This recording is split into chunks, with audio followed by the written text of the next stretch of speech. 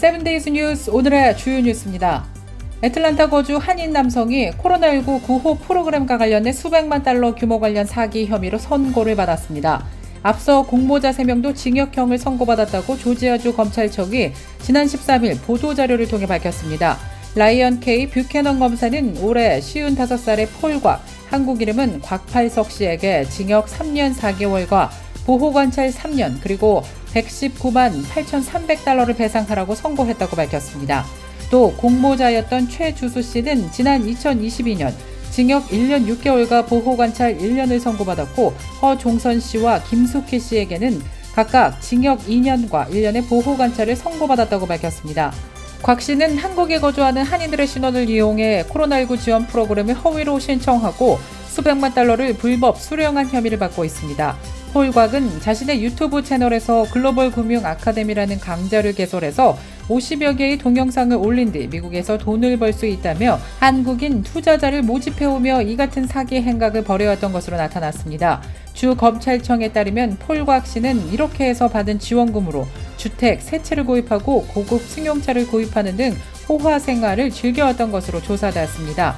FBI 애틀랜타 담당 특수요원 캐리 팔리 씨는 곽 씨는 존재하지 않는 기업에 구제 자금을 신청해 정부를 속였을 뿐만이 아니라 다른 사람들에게도 사기를 범한 혐의를 받고 있다고 덧붙였습니다. 그러면서 사기 수익금으로 구입한 주택 새 채와 메르세데스 GLS 580 한 대를 몰수하기로 합의했고 사기와 관련된 여러 은행 계좌에서 160만 달러 이상을 몰수하는 데 동의했다고 전했습니다. 최근에 나온 가장 업데이트된 코로나19 백신은 예전 여러 차례 백신을 맞은 사람들도 반드시 또 접종해야 한다는 보건당국의 권고가 나왔습니다. 코로나19 면역력의 경우 시간이 지나면 감소하는 경향이 있다면서 백신 접종을 부스터샷까지 여러 번 했다 하더라도 지금은 코로나19에 대한 항체가 사라졌을 것이라는 분석입니다. 게다가 최근 유행하는 바이러스는 오미크론 변종의 후손인 XBB여서 예전에 맞은 백신으로 방어하기 힘들기 때문에 반드시 백신을 맞아야 한다고 권고하고 나섰습니다. 다만 최근에 감염됐다가 회복된 사람들은 3개월 정도 백신을 접종하는 것을 늦춰도 괜찮을 것으로 나타났습니다. 유나이티드 항공이 연말 시즌을 앞두고 탑승 시간 단축을 위해 새로운 방침을 내놓았습니다. 오는 26일부터 국내선과 일부 국제선의 이코노미 클래스 탑승에 소위 윌마 방식으로 불리는 창가 좌석 우선 탑승제를 시행할 계획입니다. 유나이티드 항공 측은 최근 직원들에게 보낸 내부 메모를 통해서 탑승 시스템 변경 계획을 알려왔습니다. 창가 좌석 항공권 구매자가 가장 먼저 탑승하고 이어 가운데 좌석, 통로 좌석 순으로 타는 방식입니다.